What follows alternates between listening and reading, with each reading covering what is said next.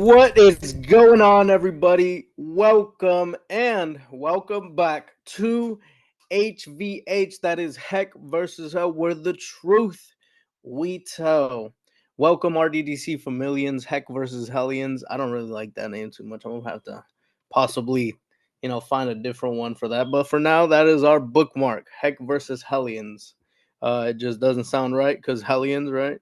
Um, but anyways, welcome to this episode, wherever it is that you're listening to this on.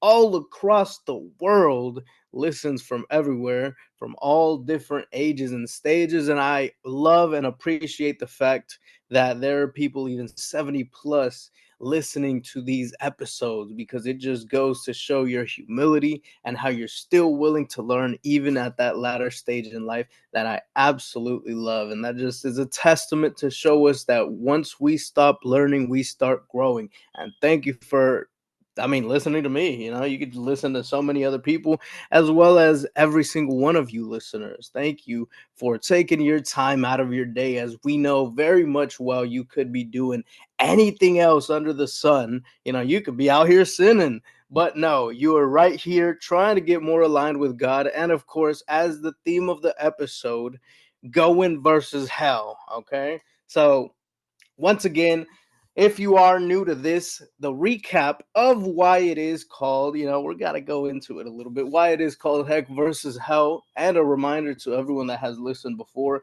it's not a sense of Hector versus Hell, right? Heck, short for Hector. No, it's nothing like that. It's HECK. So, in the sense of desensitizing it, even watching our language and having that differentiating factor of even how we speak. And that's ultimately what it was. Of course, people will say, what the heck? And others will say, what the hell? Um, but it's being that conscious of even those little minute differences and details of what we do. And that's exactly the theme of this segment all around, as it is with the whole umbrella of the RDDC. Of course, it does make it a little bit of a double entendre, and I don't want to say coincidence because nothing is by coincidence that my name is Hector, but that's me, your host, Hector Rivera, and we're gonna get into, as you could very much tell from the title of the episode, the battle of the soul. And I was wanting to actually do this episode for a really long time in so many different mannerisms of how to approach it. But I'm like, you know what? It's time. We're ready for it. Let's go into it. And as we very much know, the soul is ultimately what is being fought for. Okay. So many people think, especially people not well versed with God, with the creator of all things, with understanding that he is all powerful, right? Even with the questions, ignorant questions, I'll be honest, that people ask, saying, well, who created God? If the universe had an existence, or a beginning rather, and God created the universe, then who created God? And of course, I say ignorant as a fact of lack of knowledge, right? Lack of knowing. Because if God has a beginning, he's not God at all. That's the whole point of God being all powerful, all present, everywhere at once, omnipotent and omnipresent in every single way and aspect of things, and having that power to create ultimately.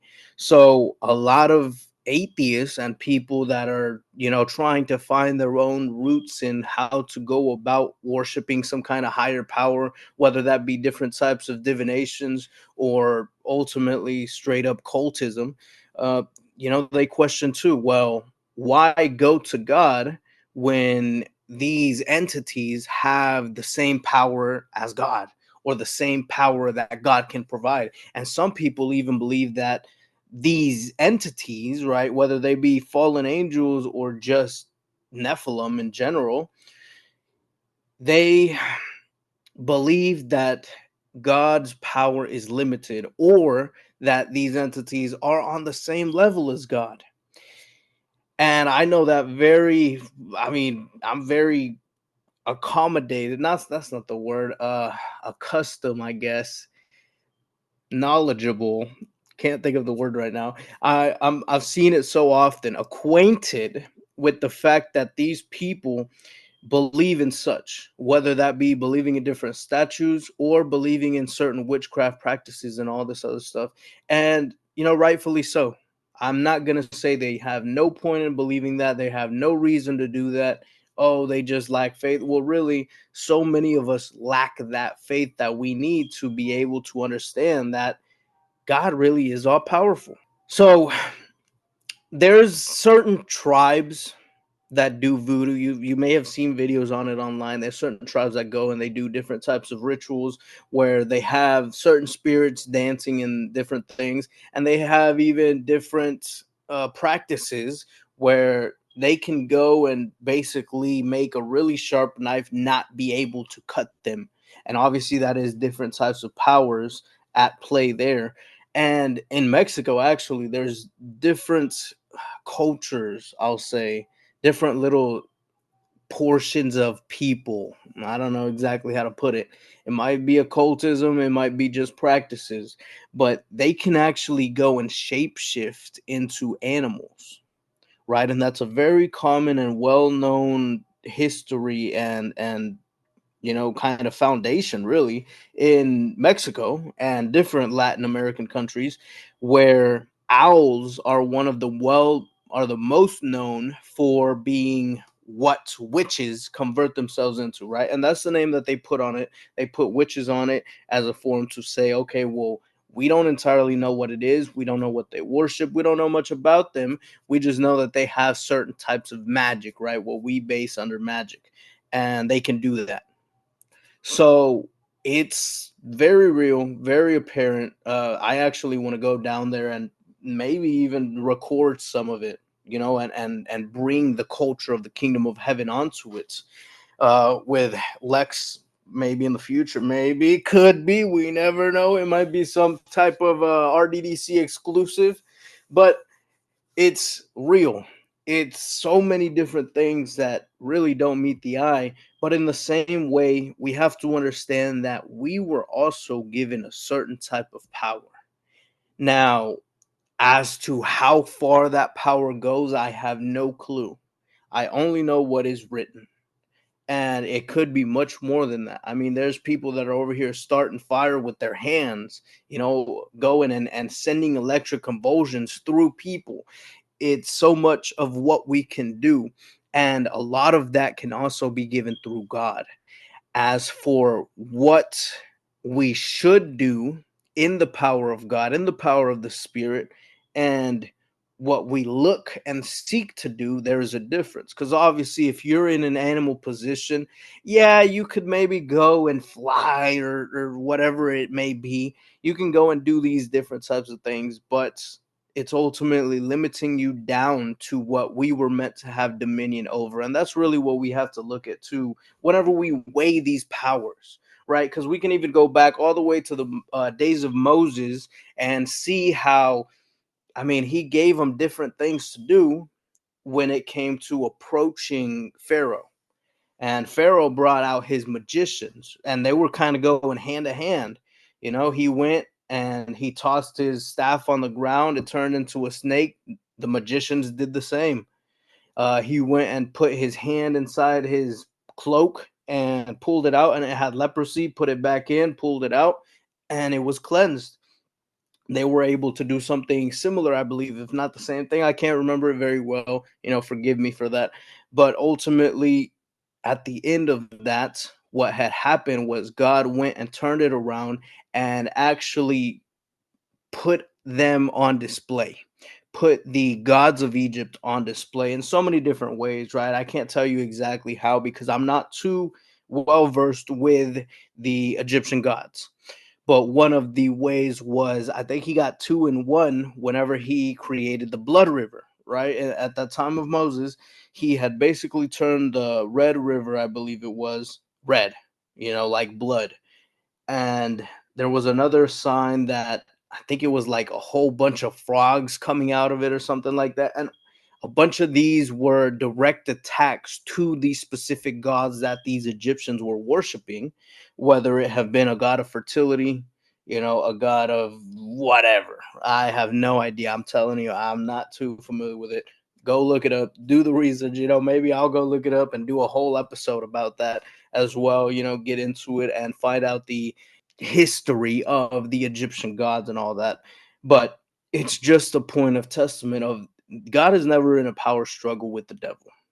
Okay, number one. That's our first point, right? Now we go into number two. We have to analyze it as it is so. We are made of the body, the spirit, and the soul. And through that trinity, just like everything else, we have heaven, earth, and hell.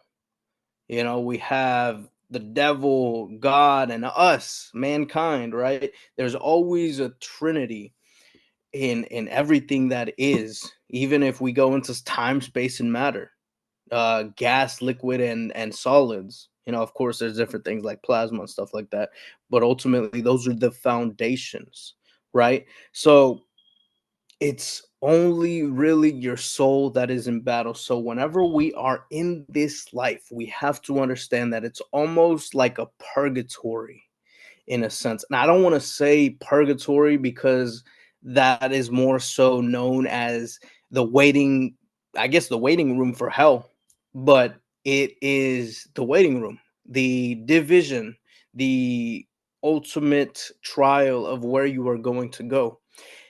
And it's through this that is so similar. Earth is the same correlation as to the soul in terms of location, right? And that's why through God, it's a division between the devil and God, right? We have to spread the culture of the kingdom of heaven and become more godlike and Christ-like and expand that culture by being who we were always created to be and living in life. Or we can choose the flesh and we can go for our desires, right? Our fleshly desires, what we lust, what we crave, all these different types of evil. And we can choose to go that route. And ultimately, that's what the adversary wants. So that's his dominion. And we got God's dominion, God's kingdom. And earth is going to be a representation of that. Now, of course, earth is a lot different because there's so many different souls, so many different beings, so many different humans, to where it's a lot of free will, right? And that's why I say it's like a waiting room in a sense. That's why it's like the soul, because the same way with our soul, we have that free will to choose where we want to go and who we want to follow. You can look at it as I guess a cup of glass or something like that. Yeah, we'll say a cup of glass, and you'll choose which one you want to fill your soul with, whether it be the red cup that is hell or the blue cup that is heaven. And you're just going and you're trying to, fill it up with one cup, and then you try to fill it up with the other cup, and ultimately they're not combining, they're not colliding, they're not mixing. It's water and oil. They can't go together. Of course, we were created in flesh, but that was solely intended so that we could have that free will. We could have that option to follow the flesh. That's why a lot of people too ask, well, if God knew that the devil was going to sin against them, why did he create him in the first place? Or why did he let him sin if he knew we were going to sin? It's the same way, because there had to be a choice. Otherwise, there would be no other voice to listen to but God's. And that is slavemanship, right? In the same way, there was actually a movie, I can't remember what it's called. I want to say it's called Room. And in this movie, there was a mother and a child. And that mother, she gave birth to that child, and I think she gave birth to him in that room. And he actually grew up in that room. They never left the room, and they were actually held captive in that room for all of that kid's life. He never stepped outside. I believe they might have had a window at the top. I can't remember it very well. Might have had a window at the top where it actually, kind of shone light inside. But ultimately, they were just stuck in there. That's all they had. That's all they were limited to. And by the end of the movie, not to spoil it if you are going to watch it, they were actually out of that room, and it was the first time that the child was able to step out. So that child was incredibly limited to what he knew. The man that was holding them captive would only go in there at certain times. I believe it was nighttime, to replenish their food, to do whatever he had to do, et cetera, et cetera. But that kid grew up in such a controlled environment to where he had no other voice to listen to but his mother. So there was no other way he could go. He couldn't form his own thought process. He couldn't even ask proper questions because there would be nothing outside of that mother's control. Now, of course, she was living in a prison in a sense, right? And she was trying to make it to the point of him not understanding what position or situation they were in. But ultimately, it's the same thing. It was a very controlled environment. There was no external situations, there was no external dangers, there was nothing like that. And God ultimately opened that door to allow that, well, to allow us to step out, because once we sinned, we stepped out of that room, out of that controlled environment, and that was the choice that we made, right, as mankind. Or we could go and blame it on Adam and Eve. We'll say Adam and Eve made that choice for us. We didn't even want it.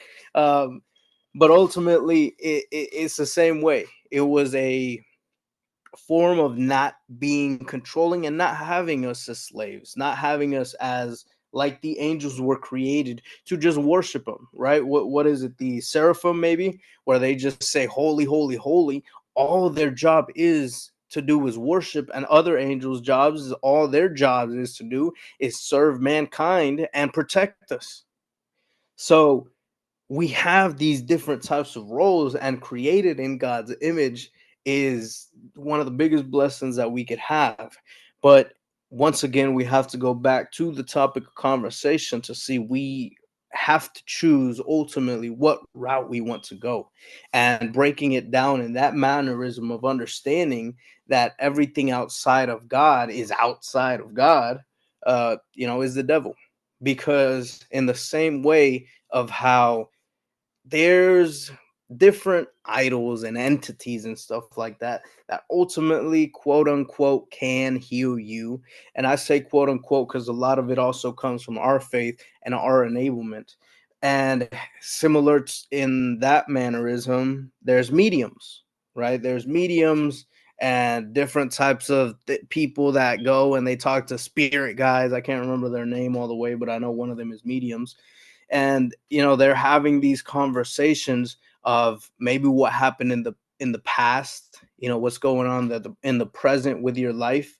And they sometimes go and tell you what is going to happen, and that one is a little more coerced, because in those times, if you are not fully covered in the blood of Christ, these mediums can go and say that, because those spirits can follow you to home, to your house, to your environment, because once you open that door, now they can enter your life.